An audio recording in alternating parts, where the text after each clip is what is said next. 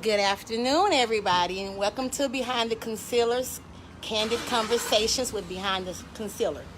We know that October is Domestic Violence Awareness Month, so we're kicking it off with a candid conversation with some friends of mine. I asked a group of people just to come and hang out and have some drinks and just have a real conversation about domestic violence and its effects on the family, the victim, and the friends, and how it affects us all. I have my girlfriend, one of my best sister friends, LaShare, here with me. We're going to have a very candid conversation. We're waiting for some people to arrive, but until they get here, we're just going to kick this off. Hey, Cher. Hey, sis. How are you? I'm good. Let me flip the camera around. There you go. There you go. Hey. This is my sister friend, LaShare. We worked together. We met almost a year ago. It was an instant connection between she and I. Just real recognizes real, right? Of course. So we've gotten to know each other and we've become close, and I've shared a lot of things with her, a lot of my past hurts, a lot of my past mistakes, and she's like a baby sister to me. So she listens and we listen to each other. We give each other advice. Although Cher has never been in a domestic abuse situation, she gets it. She really understands. So I'm going to ask you to read just some notes I took today, just some statistics I want people to know about. And what tonight is about, it's not about, not so much as about the victims and the survivors, but about awareness for everybody else. The victims and survivors, we pretty much know what it is, but the ones around us don't know. And it's a topic that nobody really likes to discuss, but we're going to discuss it tonight. Okay. Can you read some of those statistics I put down? Okay, so 1 in 4 women will be victims of severe violence by an intimate partner in their lifetime. 1 in 7 men will be victims of severe violence by an intimate partner in their lifetime. 2 in 5, the number of gay men who will experience intimate partner violence in their lifetime. Men who were exposed to domestic violence as children are 3 to 4 times likely to be a domestic violence. The leading cause of female homicide. Domestic violence is the 3rd leading cause of homelessness among families. Economic, financial abuse, psychological abuse, verbal abuse, abuse in later life. And those are just different forms of abuse that we're going to talk about tonight, too. Every 9 seconds, a woman is beaten. Everything's good, Josh. Thank you. 50% of lesbian women will experience some form of domestic violence. 3, the number of women murdered by a current or former male partner. Thank you. Thank you, You're Cher. welcome. Now, that 1 in 4 women? 1 in 4 women will become victims of domestic abuse in their lifetime, which means if you have 4 friends, I promise you at least one of them is being, has been, or will be a victim of domestic abuse or violence in their lifetime. If not you, I promise you somebody around you. People say, well, I don't know anything about domestic violence because I've never been in a situation like that. I wasn't raised in that type of home. But I promise you, if you have sisters, if you have a mother, if you have a daughter, if you have cousins, nieces, friends, co-workers, someone around you is being affected, has been affected, or will be affected by domestic abuse or domestic violence. And like she said, it's not gender biased. It's not just a male-female thing. There are some male victims of domestic abuse. There are same-sex victims of domestic abuse and violence. So we're waiting for more people to come. Roz, my other sister friend, Rosalind, she is a survivor, a strong survivor. She has a story to tell. We've shared so many stories, and she has a story to tell. She's a phenomenal woman. We don't call ourselves victims. We are survivors. You see my shirt? So Diva, survivor of domestic violence and abuse. Hey, Roz. Hi. What you got going on, Roz? Oh, nothing much. Just glad I came out tonight night to be with my sisters, my surviving sisters of domestic abuse. Yeah. So I do have a story of my own to tell. You want to share a little bit about your story? Not just a little bit, whatever you feel comfortable sharing. You want to share a little bit? Yes. Because this is about not just the victims and the survivors, but about being aware. Our families, how it affects our families, our friends, and everybody else around us. Yes. Well, I know that, Have a seat. Want to sit down? okay, where you Wherever you want want me to to sit. sit? Wherever you want to sit. Nothing's not formal at all. It's very Okay. informal. Well, I know that domestic abuse plays a big part in not only the past that you've been through, but also the future that you may carry it in if you just decide to keep it to yourself and never share it with anyone. Years ago, probably before I was born, before the 60s or whatever, you know, at that time, a lot of people kept things like that to themselves because that was just something that you did not share Right. with other people. Right. We didn't talk about our families and our close friends of the family. Kind of That like was what happens in this house right, stays that was, in this house. That's right. Yeah. That was a no-no. Yeah.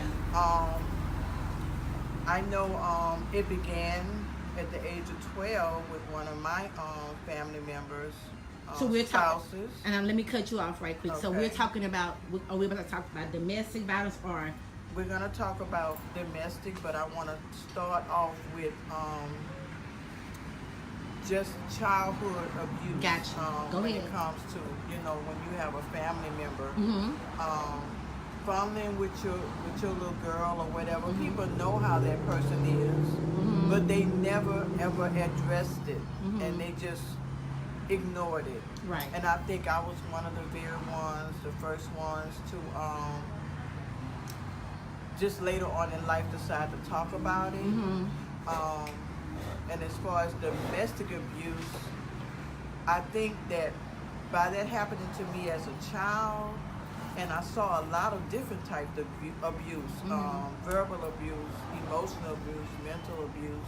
So And can you say that because you saw a lot of that as a child, that carried on to your and adult? carried on to my adult life because Gotcha. not really knowing what true love was all about. Somebody else said that. When Jasmine and I had that conversation, we made that video last week, and she said about not having a father, not being raised by a father, and wanting to feel love. Right. And people don't really get that. You don't get it. If you were raised in a family, in a household with both parents, kudos. But for those of us who weren't, and whose fathers who had absent fathers, I get that. So you can go ahead, sister. Right, but you tend to not really get to know what love is, so you're searching in your own way because if someone hits you or whatever, then they come back and hold you real tight and cuddle you and tell you, you know, I didn't mean to do that to you, but I had to hit you, or I had to slap you or whatever because I love you. And I don't want you to do that again. So things like that kind of like put you in a situation where you just don't understand that Almost word like a love. parent chastises a child. Right. Say, And I did that because I love Yeah, you. yeah, You know, and I yeah. used to say that to my own kids. Oh, I Right. whip your behind because I love you. Right. And I want you to know how much I love you. Right. That within itself has been a word that has been thrown around for years because nobody knows how to really use that word in the right way. Which word is that? Love. Love. Okay. You know. Okay. And I challenge that a lot at my age now. What is love? Because I've had so many people to tell me that they love me, but they beat me, cut me, sexually abused me. So I really don't even know. To this day, I'm still searching to know what that word really means. Right. Okay, I got a part of knowing what love was about through my stepfather, because You getting something to drink, Ross? well, you know what my specialty is, right? Your specialty? Yes. Sangria. Yes. Frozen? What, did you have salt or no salt? No salt. No No salt. salt. Large? Yes. Okay, relax. So, Well, it is so much. I would have to really write about it. This is my first time ever just talking out like this about it. I have done this in small groups and Hey, all. Miss Pat. Hello. Hey, Patty Miss Cake. Pat. How y'all doing? All right. See, join us. With other women, Right. Because I've seen it happen so much. Right. I've opened halfway houses and I've seen men who have been abused, and they what they did to try to hide it or whatever, they hid it through using drugs or drinking. Okay, so and they were kind of brought up in the same era as I was, where you wouldn't talk about it, Right, Because right. you can't. You don't want to put your family down, Right. But it's not okay. Today it is okay to put them down if they wasn't doing the right thing. Okay. So I brought my kids up to know the difference. Okay. Right. If someone put their hands on you, they don't love you. That's not love. Right. If someone is sitting talking to you and not verbally abusing you, that's a form of love, because they're showing you that I care. Now, even though I'm talking about it, I still have these feelings where it bothers me a whole lot. Of course. And I carry that through my work day, every day. I walk through and I look at people and I don't know who to trust, who not to trust. I don't think that's something that you can say that you would ever really heal totally from. It's gonna be there. Can you survive from it? Yes. Can you gain the strength and knowledge that you need from sharing? Yes, you can. Right. But it takes a whole world to combat this type of abuse. It's being shunned. You might hear it every once in a while on TV. When somebody's trying to get some big grants or whatever like that, and then they want to talk about it because, oh yeah, you might get money for that. Right. But most things you hear right now is cancer awareness, your Alzheimer's, your dementia, sickle cell, things like that. Right. But this is an illness as well. It carries a lot of, I'm gonna just say disease-formed habits and illnesses, because it's like you walk around, you're nervous, you have a nervousness about you, you have an uncomfortableness about you have low self-esteem, and all that is a form of illness. Right, right. So when you abuse like that, you become ill. The person who's doing it to you is ill as well. Right. Hurt people. Right. Hurt right. people hurt people. Right. Hey, Miss Pat. Hey. How are you? Thank you for joining us tonight. We had a conversation, you and I, about what we're going to be talking about tonight, and you shared some of your story, so you kind of get it. You feel like sharing a little bit of your experience, of what you know about it, and how you handled it, how you got out of it, how you dealt with it. Anything you want to share? Well, I know as you grow up and you go through domestic violence, you always need a spouse support. Spouse support is someone that can help you cope with what you went through, go through what you go through. In other words, that can advise you. I wouldn't say therapy-wise, but just sit there. If you got someone that gonna listen to your pain, your aches, you know what you've been through, it'll help you out a whole lot. But mentally and physically, it's left up to you whether you change that. Because as you have kids, you don't want no kids, not even your own, no kids growing up not feeling like they love, not being loved, Right. Nobody care, nobody concerned. But only if you yourself put in your head, your mind, that you can change that, eliminate yourself from all the negative, and put yourself in a positive place, and it'll help out.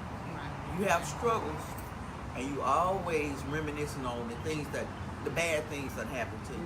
Right. But if you run a good, clean environment, you have no problem.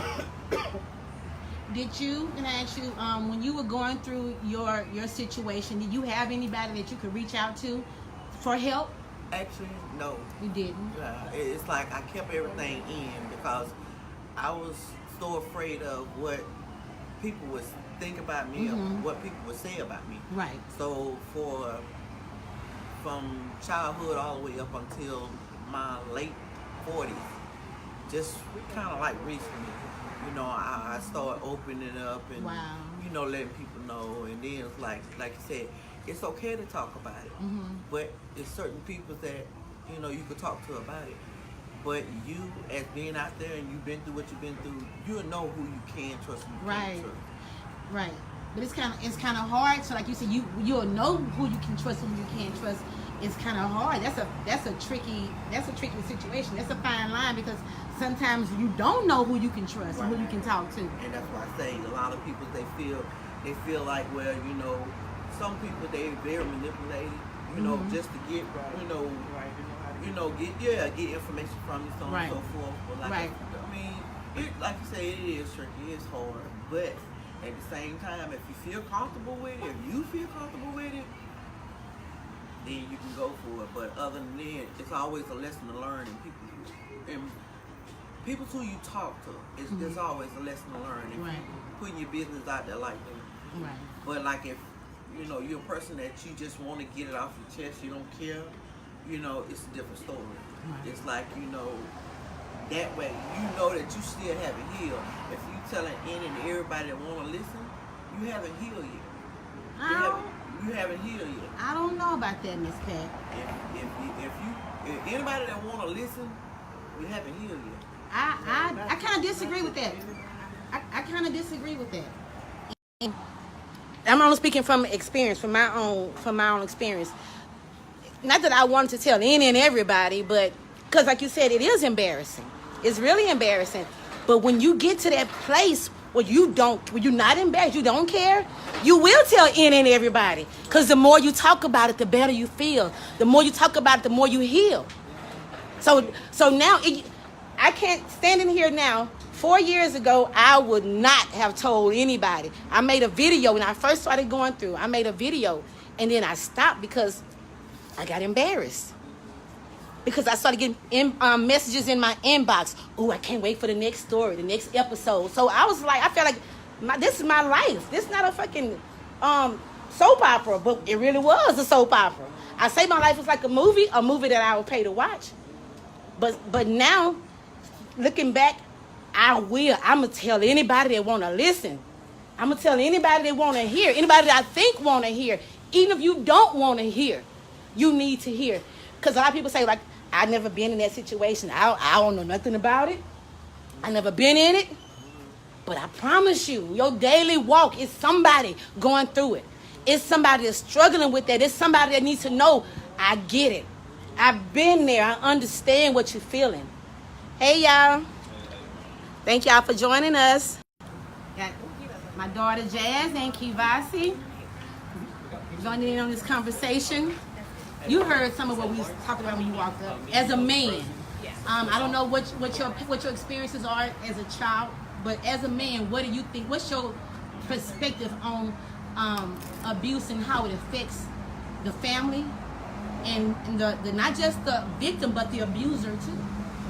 How do you feel about it as a man, from a male's perspective? As a man, I was raised by my mama. My dad wasn't around, so like they give you a perspective of like as a, I guess to say, the way my mama taught me was you never hit a woman, you protect her. Right. Like, and if I'm gonna say like if you're in a house with somebody that gets beat on, that affect you growing up because that turn you to thinking like maybe that's the right way to do it to get what I want from this person. Right. And then you got your kids that's growing up seeing that'll affect them like, well, maybe that's what I need to do. They have their nerves messed up, their mental messed up, the way they socialize with people be off because they used to a violent upbringing. Right. So I mean, for me, I just think like I mean I'm not with it. I don't agree with it. Right. In no form. I feel like you should be able to talk about anything to fix it instead of hitting or even arguing. I mean, you can have a disagreement, but sometimes you got to separate and come back together. That's right. I agree. I just feel like once it gets to that level, y'all need to kind of part ways before y'all clash and don't really get back together. Because I remember this is one lady I met. She said her and her husband separated. She moved to an apartment. We understand that she lived away from him for a year before they could come back together. He came back and got his wife. After a year, he said, "We good." And did he ever? What do you know? If did he ever revert back to that again? She never came back over there. She never came back. So do y'all believe that once an abuser, always an abuser, or do you think somebody can change? I think You think you can change? What do y'all feel? Once an abuser, always an abuser, or do you think somebody can change? I think they can change if they put God in their life. But just to wake up fighting one day and then say, "Oh, I changed," no. You have to have God in there to complete your change. You have to have a lot of counseling, and you have to want that help. Because if you don't get the help or you don't want the help, you're never gonna change. Right. Some people don't even think it's nothing. You know, it's just an everyday thing. They get up in the morning and just they click in an instant. Right. They just click. Do you think somebody can just click and just go off? It might be a word that's used or a body language or something that they may have experienced during their childhood life or whatever, and it just brings them back to something. And yes, like I say, it's an illness. I have some people chiming in. Tika Martin says, "I think that people can change," and Mia Triplett said they can change. So people can change if they want to, but you have to want to change. You have to have a desire to change. You have to first acknowledge that there's a problem. That's right. As a man, and we were having a conversation earlier when I said what I'm going to say, some people may not agree with, but no, a man shouldn't hit a woman, but sometimes women can provoke men. Right. Sometimes we can provoke men with our mouths. Is it right? No, it's not right. But if a man, if you're like you just said, Kifasi, you have to separate sometimes. So if a man keeps saying, "Leave me alone, leave me alone," I'm telling you, leave me alone. Leave me alone. You stay digging, you stay digging. If he knocked the hell out of you, then what? He said, "Leave me alone." Right. Is it right? No. But for a pressure will bust a pipe. For every cause, there's an effect. Well, if once he move away from you, that's telling you he does not want to, be bothered. Separate yourself and give it time to think about it. Right. But in this day and age, the younger generation I see, they are very possessive. Mm-hmm. You don't have to be married to that person. You swear to God, they yours. Yeah. That's mine's. Nobody better not look at you. You know what I'm saying? It's none of that. But when I was brought up, if you're not married to that person, you have no claim to that person, period. My grandpa used to call him a much right man or a much right woman. That means Yeah. they can be for anybody. It's not yours. Right. That's right. But these days, we don't think like that. No, but You know what, this generation clings on to their mate so much because in this generation, some people grew up in broken homes, Right. so they cling to their partner because they need that love and that affection because they didn't have it growing up. So they go looking in their partner for it. Right. So that's why we're so clingy and attached. Some people call it too attached sometimes. Yeah. But a lot of times they don't really give you love and affection. They Right. just Yeah. in the relationship. And I think you got to find that love in yourself first before Right. you try to find it in somebody else. I agree. Oh, this is good. Mia said, "Yes, we can," because I used to be the aggressor in my marriage. So, and this is a real good friend of mine. We went to church together. So, I know her, but I didn't know her when she was in the world like that. Right. But I can imagine, and for her to admit, as a woman, to admit that, it's not hard. It's not easy for us to admit that we can be the ones that cause this stuff to start certain things. Yeah. Keep it 100, keep it real. Yeah. Because in my situation, let's be clear. No woman can whip a man. You can't beat a man. I don't care what you think. You can't beat a man. So in my situation, it wasn't that I was always getting beat up. It was we were fighting. We would fight. But again, I cannot beat a man. I've done things. I've pulled and torn shirts and broken mirrors and broken windows and broken car doors. I've done that. But it's all of that. But again, mine was for every cause there's an effect. I didn't do it. I was not the aggressor. That was how I retaliated. I can't beat you. I'm gonna make you spend some money, make you pay some money to get this fixed. Because you hurt me, so let me hurt your pockets. That's how I would think. And it was just a cycle, a vicious, repetitive cycle. And then when you don't leave, what are some of the reasons you don't leave? You don't walk. People say, why didn't you leave? Why did you stay? You should have left. It's not always that easy just to walk away. It's not always easy to just say, I'm just gonna pick up and leave. For me, like I said, like we talked about, I had to pretty much be forced out of that thing. I cried out to God and said, get me out of this. Didn't know how he was going to get me out of it. I left going to Houston for a wedding and to visit my grandmother before she passed away and got served divorce papers while I was in Houston because I abandoned the marriage, because I ran away from the abuse. But he said I abandoned the marriage. In court, that was his reasoning for filing for divorce. She abandoned the marriage. I lost everything. I walked away with the car that I was driving and the clothes that I could fit in my car. But guess what? I walked away with my life too. I had my life. I had to think about, LaRonda, you have a daughter. This is before Jasmine had Mackenzie. I had to get myself back together, and it took a long time to get me together. It took truth be told, just not getting back to me. Maybe a year. I remember having nothing, starting over from scratch. Me and my daughter moved into our apartment. We didn't have anything. An air mattress is all we had. This was a year ago. I'm not ashamed. I used to be embarrassed to talk about this kind of stuff. But because of who I am now and where I am now, I'm not faded. I'm not phased at all because I know what I am. I know who I am. I know whose I am. And it took a while, but we did it. We did it. We still doing it. And I met some wonderful people.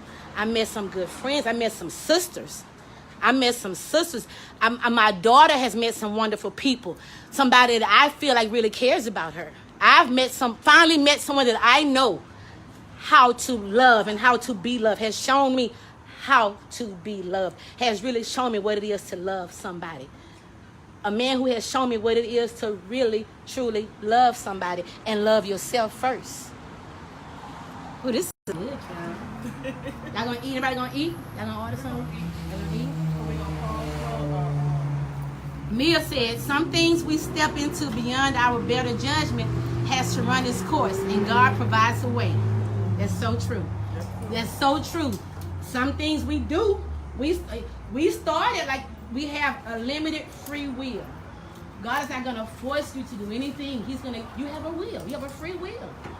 He allows certain things to happen in your life. He allows you to go through certain things to prepare you for greater. To prepare you for your next. Whatever your next is.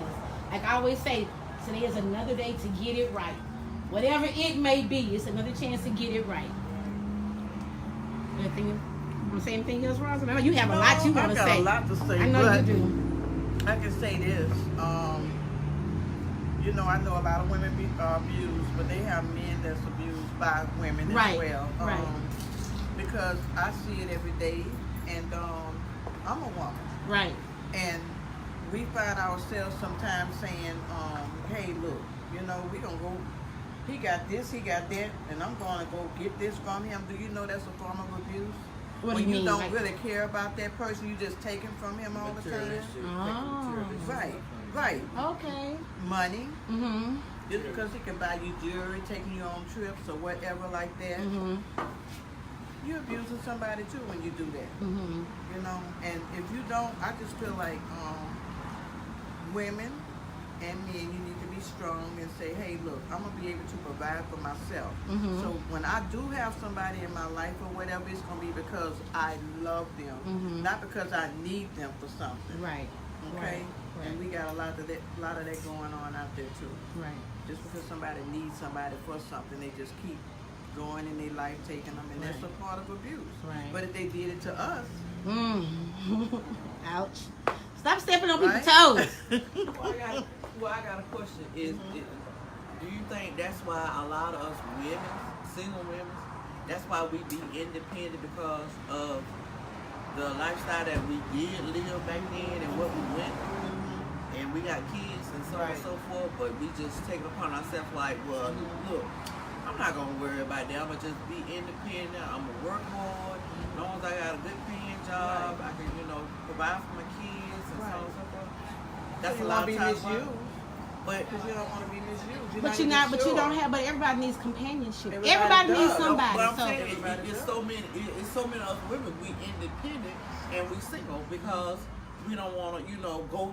We really don't want to even go through what we went through. Right. Or we don't even want to be bothered or tolerated with nothing. So we tend to judge every man Right. based on the last man. Right. That's why you catch a lot of women. They be single because they was like, you know what? No. Because me myself, I'm like that. It's like, okay, no, I ain't got time, girl. No.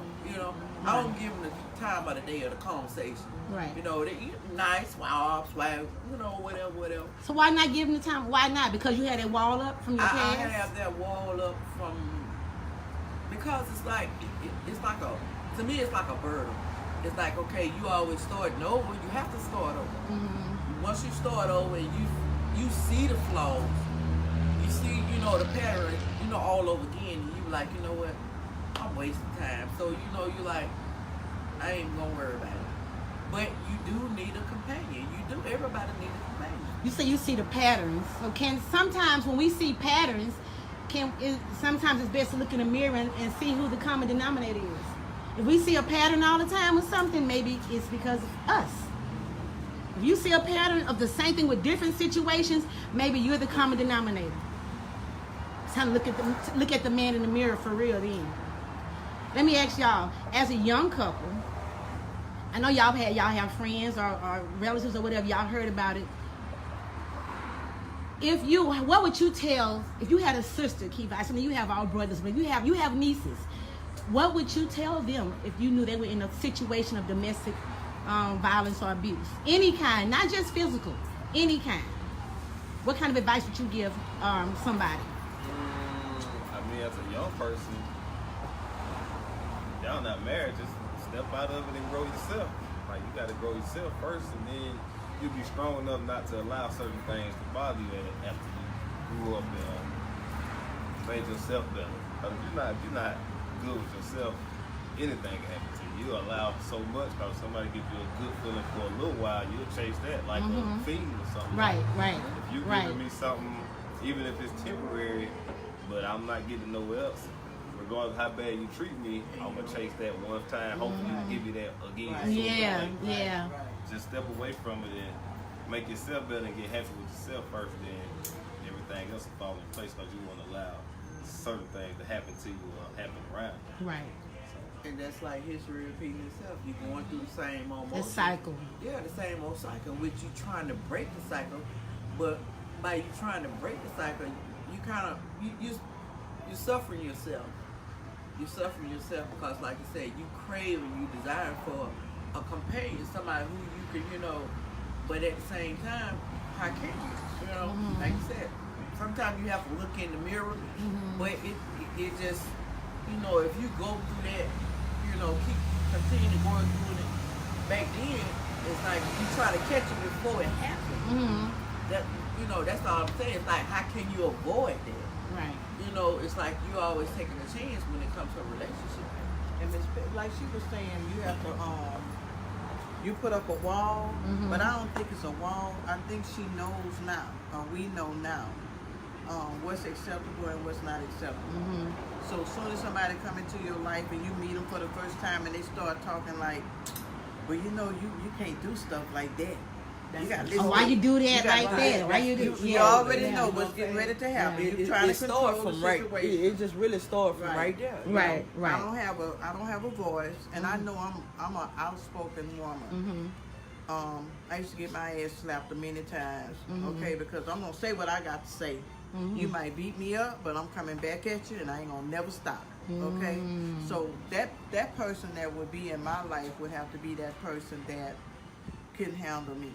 So why? why? Okay, sis. Saying, okay, let Ross talk. Let No, him talk. no. I mean, not like it, as me saying you this type of person, you a bad person or whatever, and I'm just steady abusing you.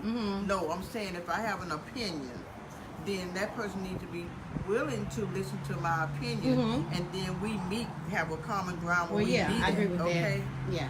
Because I do have opinions. Right. I may not agree with what you say all the time, But that does not make me a bad person because I don't agree with you all the time. We all have different opinions. Right. I have a question. So say you're coming out of an abusive relationship that you've been in for 5+ years, and you're so stuck in the mindset that, I guess once you get out of the relationship, you're so independent, and you get into a new relationship. What if he's not being controlling? You're introduced to a new somebody, and you've been by yourself for so long, or you're used to somebody who you've been with. That's just how, like, you know what I'm saying? You're just meeting somebody new. That's just that person. Can I answer that? Yeah. Thank you. That's a good question, because it's not that that person may not be controlling, but it's a new something. Like you said, it's a new something. Something new. You're being introduced to something different. Who's to say it's wrong, though? It's not what you're used to, but it's different, and it may be right. It's just about how that person handles you, and it's not what's said to you, but it's how you respond, how you react to it. So, like you said, it's not that it's bad or it's that person is controlling, but that person is something new. It's a good question. You found something, he gave you that little attention right then and there, and probably don't give it to you no more, and you was looking for it, you know, that would keep you, you know, going until you get it again. Right. So right. It's kind of got, you know. It's funny like that though, because it's like if you get it, you just chase. Yeah. Because you like, well, I know he or she could do it. Yeah. So let me do everything. You're gonna went over your boundaries. Yeah. And now you're vulnerable to anything. Yeah. Because you open the, maybe if he's not let him do this or she do this. Yes. And that's that narcissism. That's narcissistic. And what that means is a narcissistic person is somebody who's gonna build you up, but tear you down too. Tell you everything you want to hear. Everything you think you need to hear. And then little by little, we'll take it away. Gnaw at it. If it wasn't for me, you wouldn't have this. Right. Oh, that's why you this. Oh, that's why you like that. Nobody ain't gonna want Nobody ain't gonna want you. You damaged goods. Oh, I was told that you damaged goods. Ain't nobody gonna want you. You damaged goods. And then when you start to get better, because when you do better, you do better. When you do better, you do better. Then I was told, you think you all that. You think you better than. I am better than. Not better than you, but I'm better than who I was. I'm better than LaRonda a year ago. I'm better than LaRonda 6 months ago. Hell, I'm better than LaRonda 2 months ago. So I am better than. And we all should feel like we're better than. Because once you get out of that thing, and once you really get out of it, and you see what you can do and who you really are, can't nobody tell you nothing. Can't nobody tell me nothing. I walk with my head high. I might look down. Sometimes I'm scared I'm gonna fall when I wear heels, but I walk with my head high, my chest stuck out. I do. I'm called a queen because I am. Y'all heard that? I'm called queen because I am. I love y'all. Thank y'all so much. Thank y'all so much. I really appreciate y'all for coming. It was real short and informal. It's almost 8. This is our first time doing this thing. Even though October is Domestic Violence Awareness Month, this is not where it's going to stop. I'm not going to stop with Domestic Violence Awareness Month. I'm going to keep doing this. I'm going to keep on. This is my passion. This is my calling. This is what I was supposed to do. I really feel like that. So if y'all have any questions, feel free to contact my page Behind the Concealer or So Diva. Check my link, my phone number. If you need any counseling, just somebody to talk to. My number's in my link in my bio. We love y'all. And don't forget, So Diva, Survivors of Domestic Violence and Abuse. If y'all like these t-shirts, let me know. My girl Bling with Class, Toya Johnson, made this shirt for me. I love it. Thank y'all so much. Peace out.